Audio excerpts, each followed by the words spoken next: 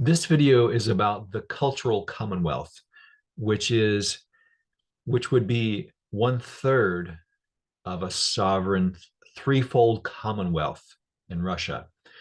The previous video gave an overview of what the Russian Federation would look like if it were transformed into a threefold commonwealth. And this video is about just the cultural commonwealth. There are two other commonwealths that make up a threefold commonwealth. There's the rights commonwealth, which is the political governance, the legal political government. And the third commonwealth is the economic commonwealth, which is the economy. It's a libertarian association, basically a sovereign um, chamber of commerce that embodies the entire economy of the land of the country. So together, this cultural commonwealth, the rights commonwealth, and the economic commonwealth constitute a threefold commonwealth. This, like I said, this one video is about what makes up just the cultural commonwealth. And let's pull up this slideshow we have here.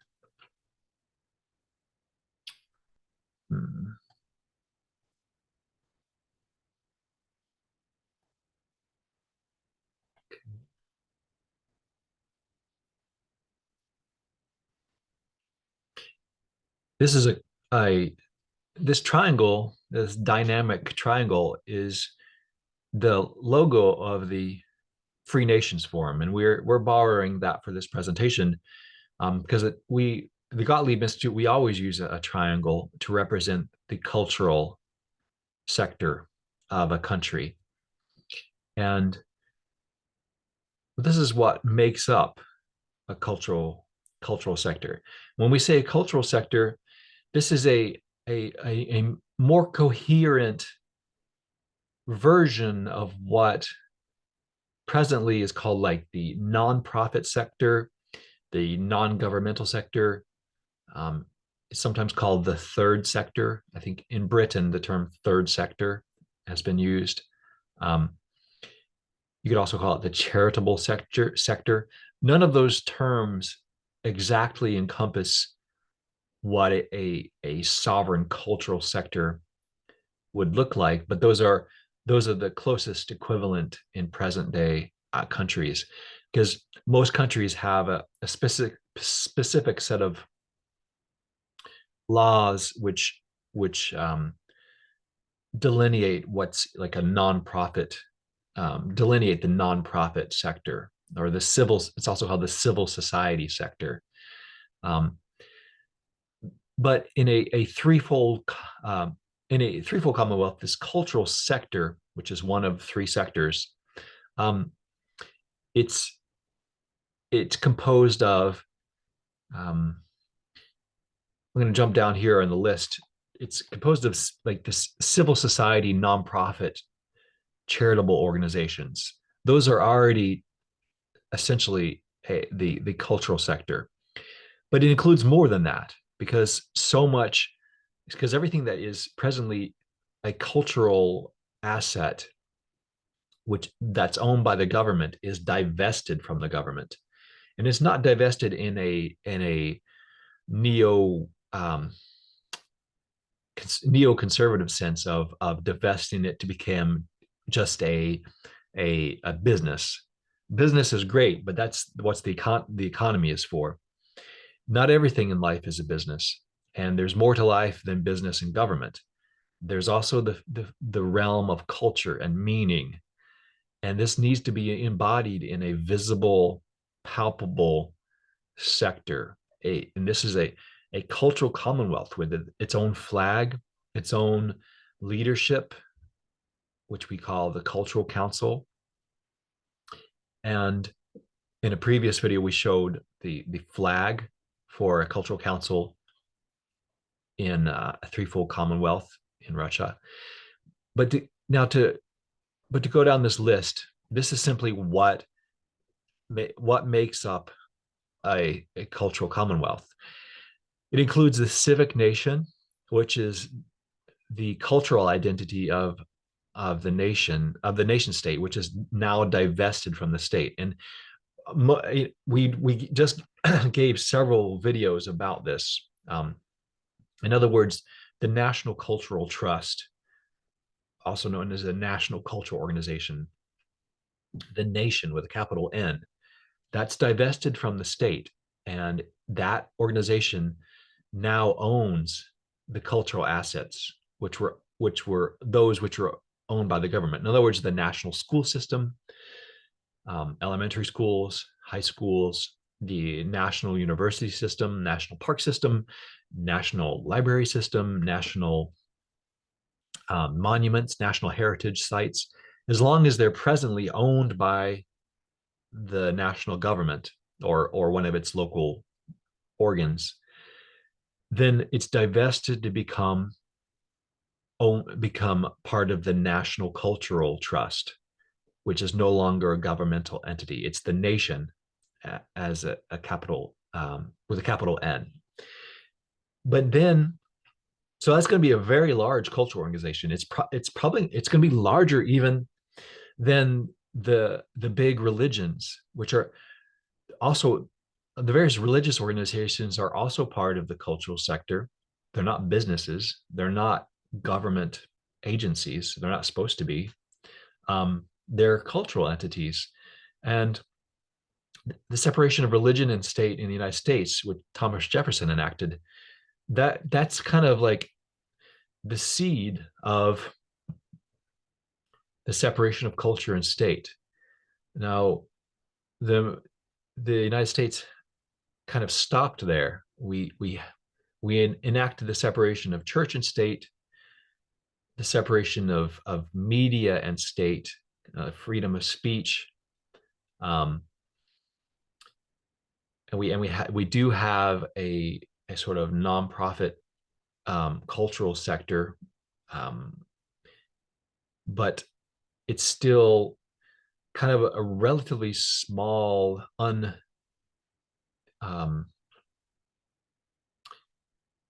kind of compromised sector.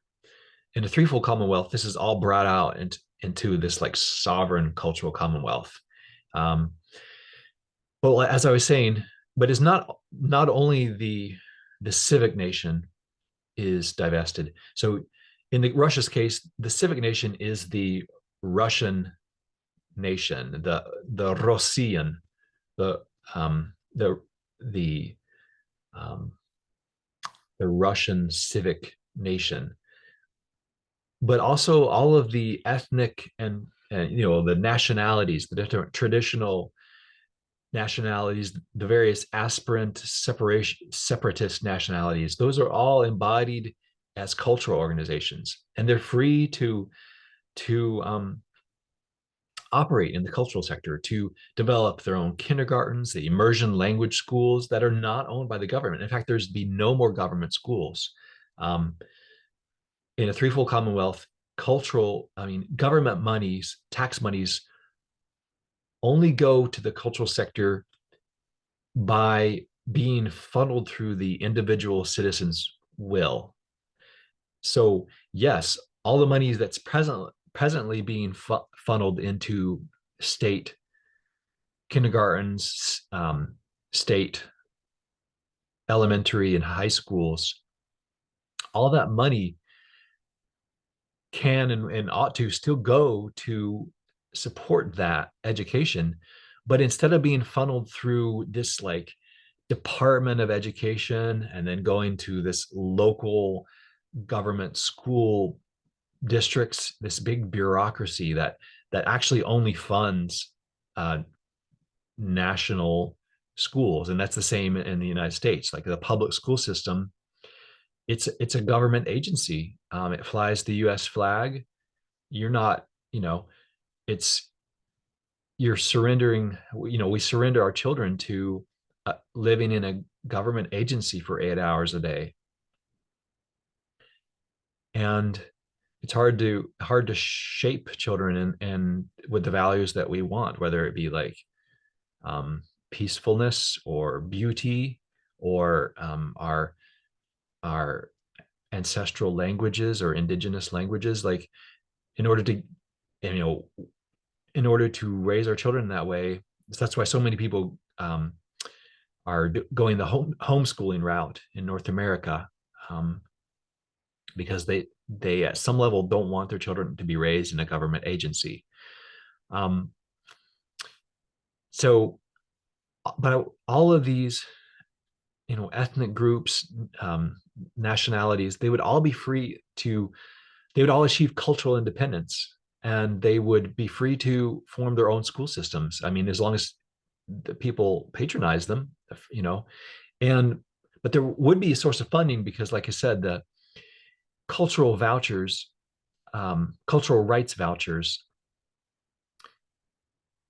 would be earmarked for certain fields of life, such as cultural necessities, such as primary and secondary education.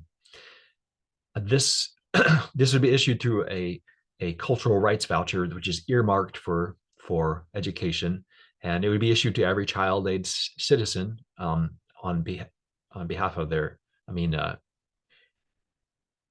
issued to the child via their guardian, and they could use that voucher to pay towards the tuition to any school, and it could be the Russian national school system.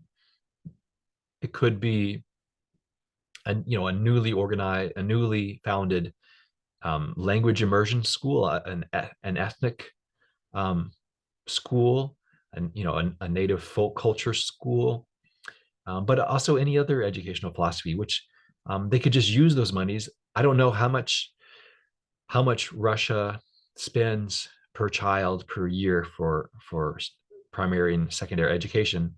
Let's say it's $10,000, whatever that is in rubles. Let's say it's $10,000 per student. Instead of being funneled through bureaucracies and these big state public school complexes, which in America, the public schools often use the same architecture as prisons do. Um, and it's probably similar in Russia. And instead of being funneled through these like bureaucracies, that same money is $10,000 is simply issued equally to every child age citizen, and their guardians can spend that money at any kind of school. And there are no more government schools. There's national schools. There's ethnic schools.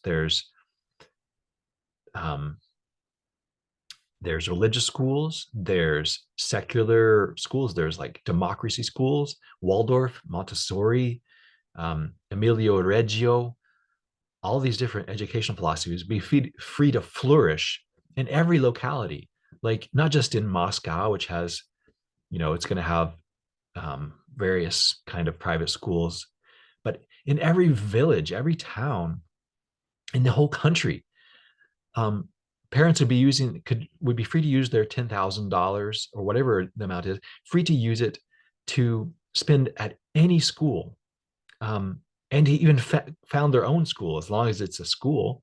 It could be like family school, like of a number of families joined together and use the money to pay for their own teacher, or a single family could use it for a private tutor. That's the way the people in the past, the educated folks, were often educated by tutors. Why don't we allow that? Why don't we spend, parents ought to be free to spend $10,000 to pay a number of tutors, local tutors. And think how much educational diversity. Think about, the teachers won't just be losing their jobs. They'll be actually have many other opportunities to offer their services and to be paid for it. So threefolding is different than just libertarianism. It's similar because we're divesting cultural and economic assets. We're divesting it from the state, but we're not just throwing people to the wolves then and like, oh, good luck, suckers. If you're not wealthy or you don't work 80 hours a week, then it's the Wild West, or see you in the ditch. Um we There are cultural rights, there are political rights, there are economic rights, and those are actually palpably supported through vouchers, which take the place of bureaucratic cultural funding and bureaucratic economic funding.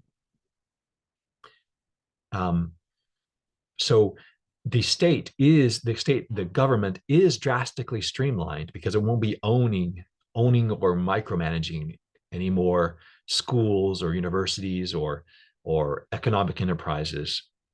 And so it is libertarian in that sense. But there's also a really humanistic um, space now for the cultural development and economic livelihood, which classical libertarian doesn't really offer. The threefold Commonwealth is a very humane republic. Other things that are part of the cultural Commonwealth are language councils. We don't really have those in the United States. There are sort of like language organizations, but in many countries there are like language councils. Like in Britain, there's the Scottish Gaelic Language Council, or the in Ireland there's the Irish Language Council, and in many countries there are. Um, in Russia, there probably is too, like a Russian Academy for the Russian language. But they're probably any language, or there's hundreds of languages in Russia. Um, all these languages: Komi, Karelian, Izhorian, all these languages that Westerners have never heard of. I'm sure most of them already have some sort of language organizations which advocate for them. But this is the place for language councils or language organizations, is in the cultural sector. Also, like I said, religions, but not only religions. Philosophies and ethnic lifeways, like the native faith in Russia. The Slavic native faith has seen a resurgence, and also like other native faiths such as the Turkic, Tengrian shamanism, the Finnic native faiths. These are also part of the cultural sector. These various worldviews, and also there are probably humanists, secular humanists in Russia, and there's humanist organizations, secular life stances, such as Unitarianism in the United States, which is like a secular religion in a certain sense. That's all part of the cultural sector. Like I said, also the primary and secondary school systems, but they're divested. So there's no more government schools. There's also the university systems divested to the National Trust. Park systems, national heritage sites, and national monuments divested to the National Trust. Libraries and museums, I mean, if they're owned by the government, they're divested to the National Trust. The arts and humanities, I mean, if there probably is a Russian Department of Culture, which is part of the government, that would also be divested to the National Trust. Sports and hobbies, all the FIFA sports teams and the soccer leagues or football leagues, all the different sports, these are all part of the cultural sector. Now, cultural organizations can be run as a business, like they can be profitable, um, in a sort of accounting sense, but that doesn't mean they're not. Um, if their primary purpose is cultural, such as sports leagues and so forth, even if they're run as a profitable as a profit making business, they're still part of the cultural commonwealth. Um, Media and news, like presently in Russia, as far as I know, the influence of this of the government in news reporting is huge, and not just Russia, but in many countries, and even in the United States, like Voice of America. This media is fully separated from the state in a threefold commonwealth. Um, and but as with any of these cultural fields, the rights the rights assembly, the the legislature can um, articulate can decide that any of these fields is a cultural right, and if it's a cultural right, then that must be funded. And but if it all cultural rights are funded through vouchers which flow through the will of every individual citizen, and every citizen receives them, rich or poor. Um, and so media and news outlets could be funded through a basically like the cultural right to news, or a um, media rights voucher, in which case all the monies that are presently being funded to government broadcasting would instead be divided equally and issued to every citizen equally.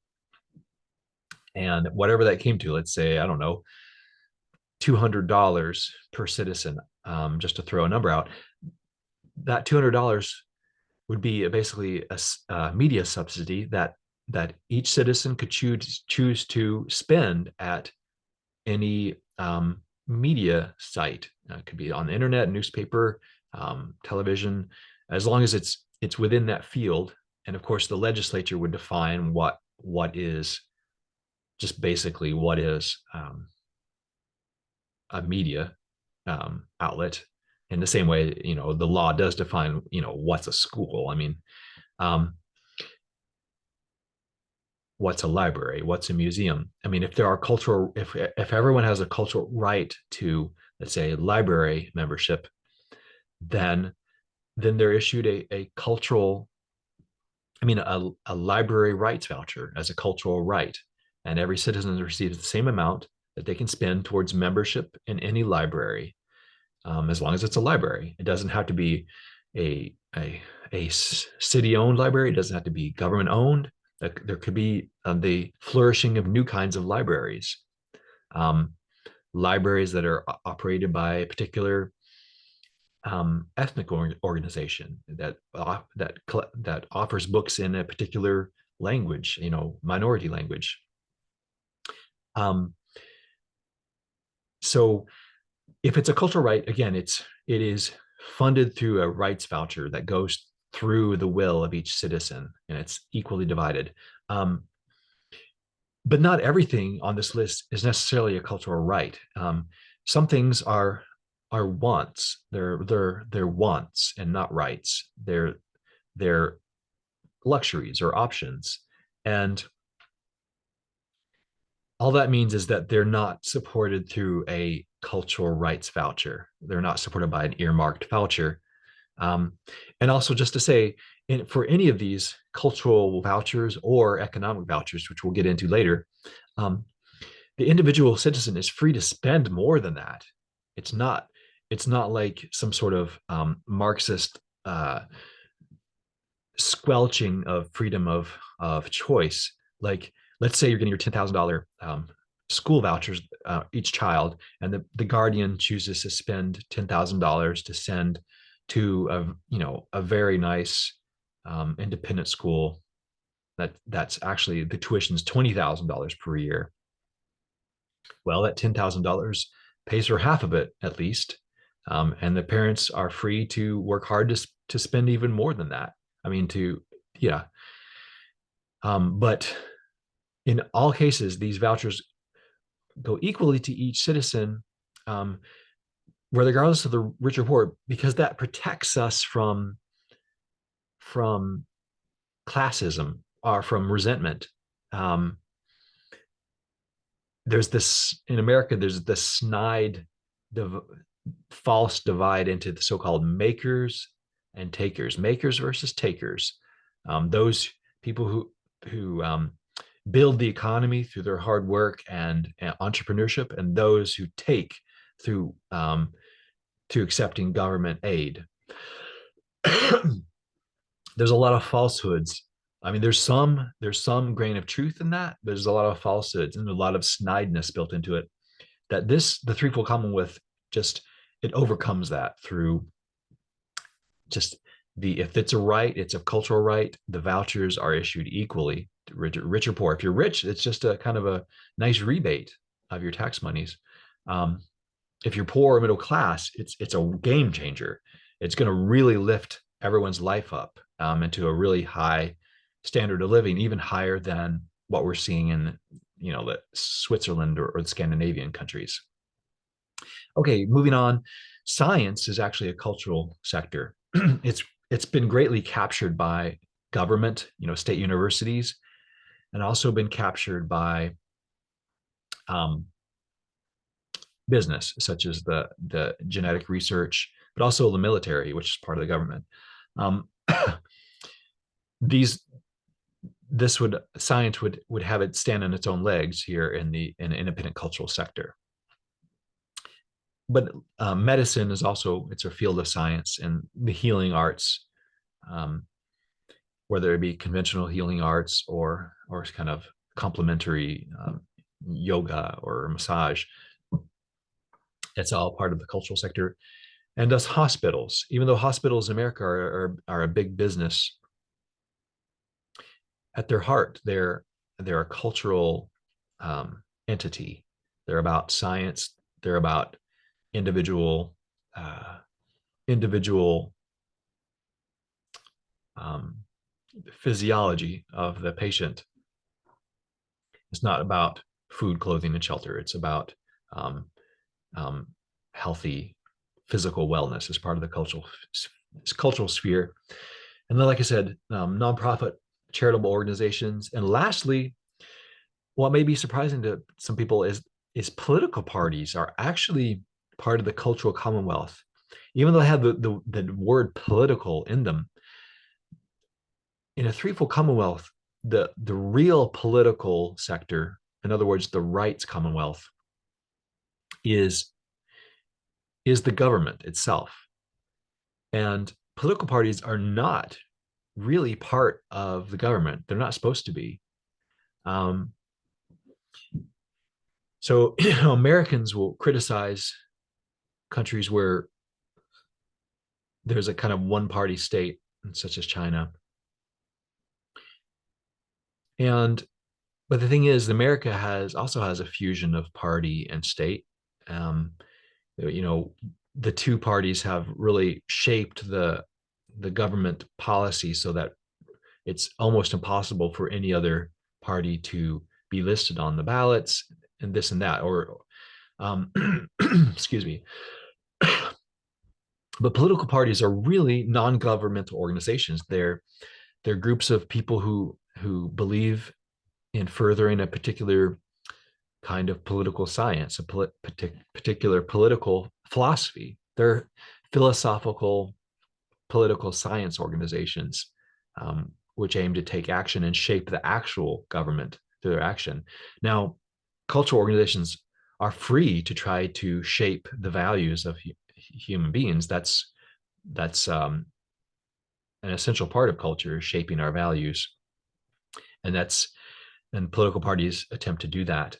Um, but it needs to be really clear that structurally, political parties are not part of the government, and um,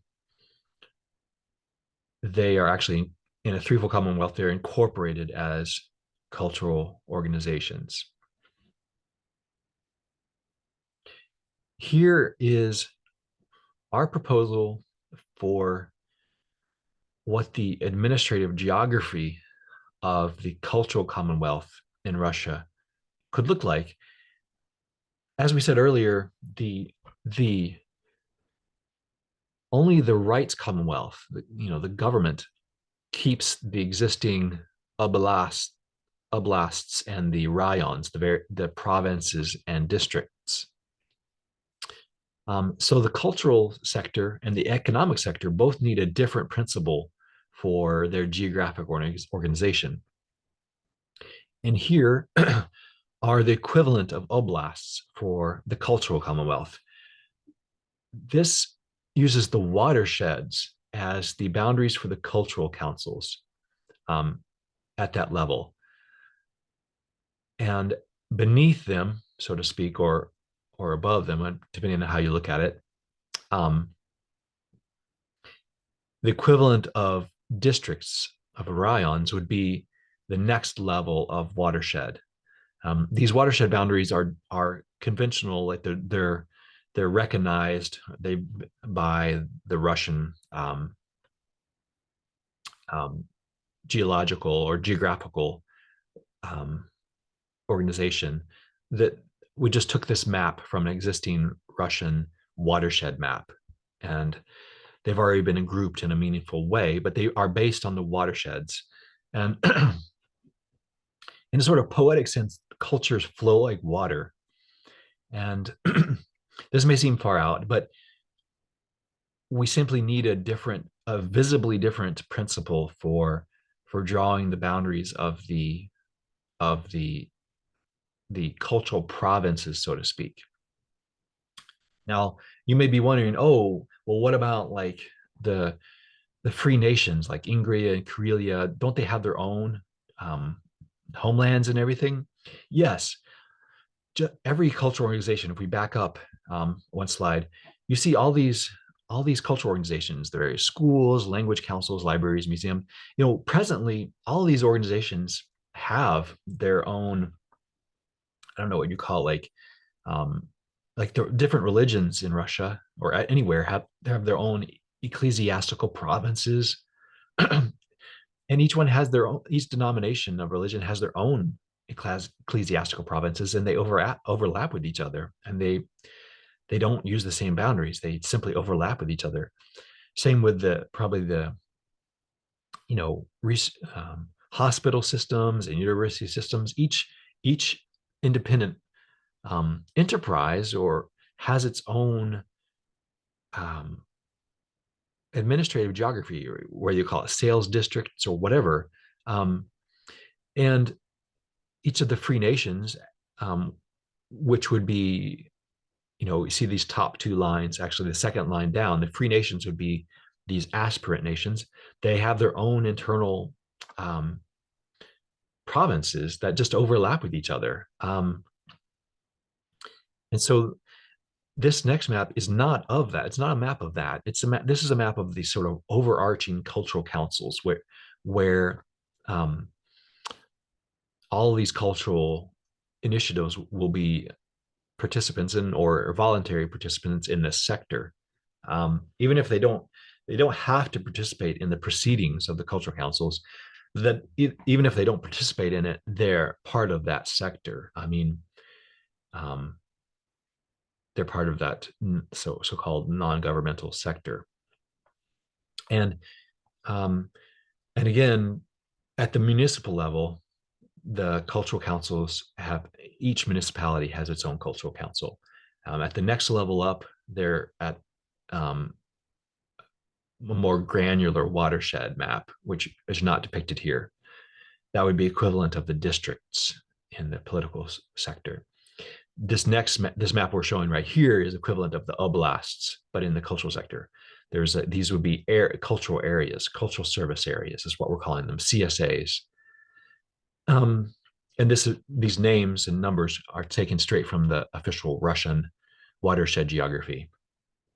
And each of these cultural councils would have its own flag. It would be based on the overarching cultural council map. I mean, flag you see up here at the top. and but it would have probably a logo that is based on that watershed. Um, design a red and white logo that would be used for that cultural council. But here's a point where the nationalities, free nations, the royalists, all different kinds of nations are are part of the cultural sector. And so you see all these flags down here from the Free Nations website, and also on the right, lower right, you see just civic nations, Germany, Ukraine, and Israel, who would have a presence there, and every nation in the world would be free to offer its school system there in Russia. Um, but all this activity, all this national culture is part of the cultural sector.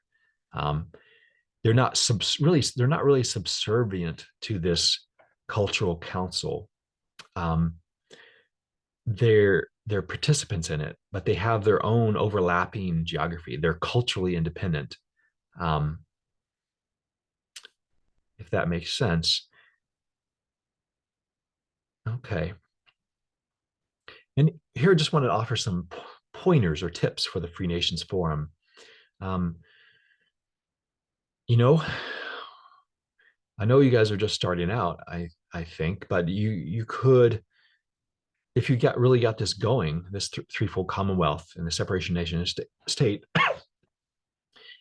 if you form this as a parallel society competing with the Russian Federation, you really could make your own versions of the different religious bodies. Um, for example, free Orthodox churches, a free Orthodox church for each of the free nations. So a free Ingrian Orthodox, free Karelian Orthodox, free Pskovian Orthodox, and same for all the other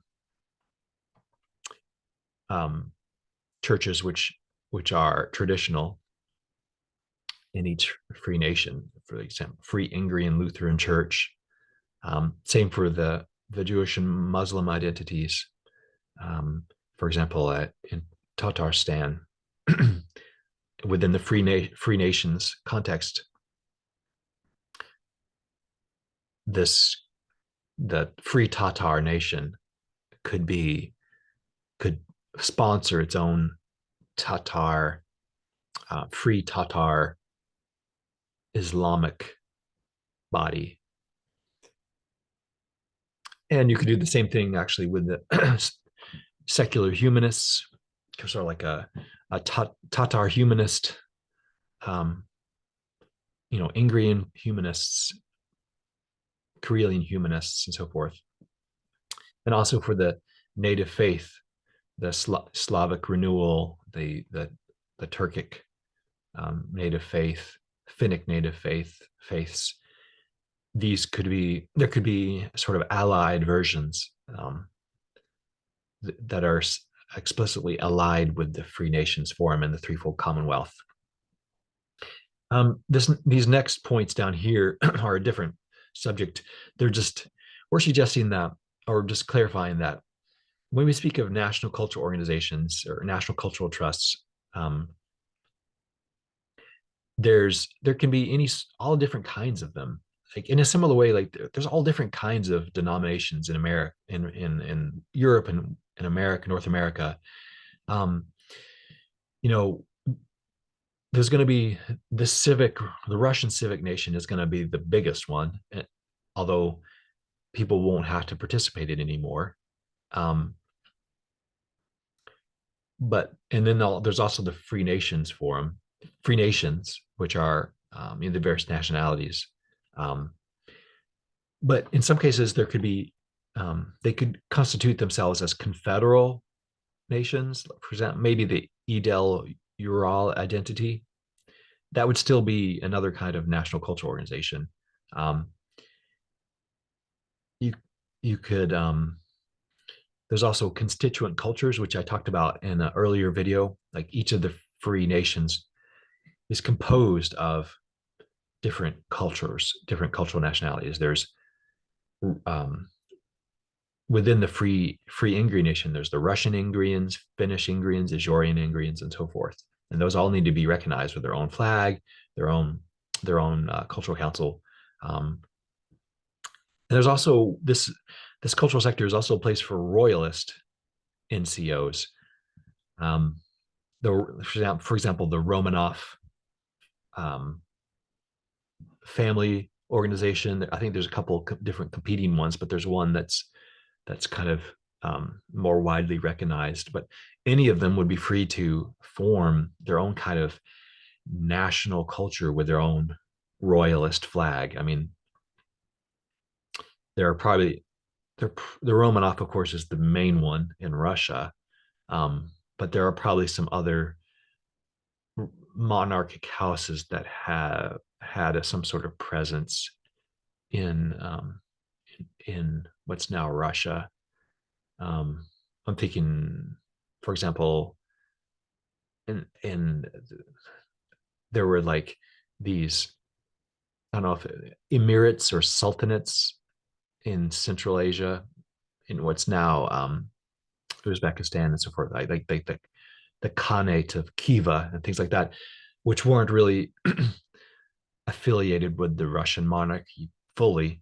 You know, they'd be free to revive themselves with bring back their royal flag and just embody themselves. Okay, we're a culturally independent royal nation. You're free, you know, no one has to participate.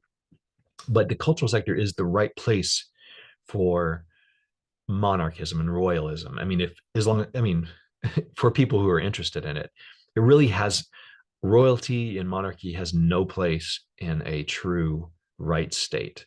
I know Britain and Sweden and Norway and Denmark are very nice places, but the time has passed for that. We're grown-ups, and the rights governance is about equality between human beings, regardless of your cultural standing or economic standing. But just to say, in the context of the Free Nations Forum and forming a threefold Commonwealth, you could gain the interest of royalists. I mean, I don't know how many royalists there are in the war, but there's, with this separation of nation and state, it provides a way for royalists to join in with you as friends and allies, because as long as people recognize that these royalist national cultural organizations are part of the cultural sector, and that there's no plan to bring back a state monarchy, then they can join in and be like, yes, we're joining with you. Because otherwise, the Free Nations, from what I've seen, you're mostly Republican, kind of like ethnic Republican. But that's not the only version of nationality that could be formed. There are traditional monarchies and so forth that can be embodied as a different kind of national culture. And through this framework, you'd be able to cooperate with each other. All right, that's it for this video. In the next video, we're going to speak about the Rights Commonwealth, which is a totally different sovereign republic, the Rights Republic. And this video, we just talked about the Cultural Republic, Cultural Commonwealth. Hope to see you in the next video for the Rights Commonwealth. Oops.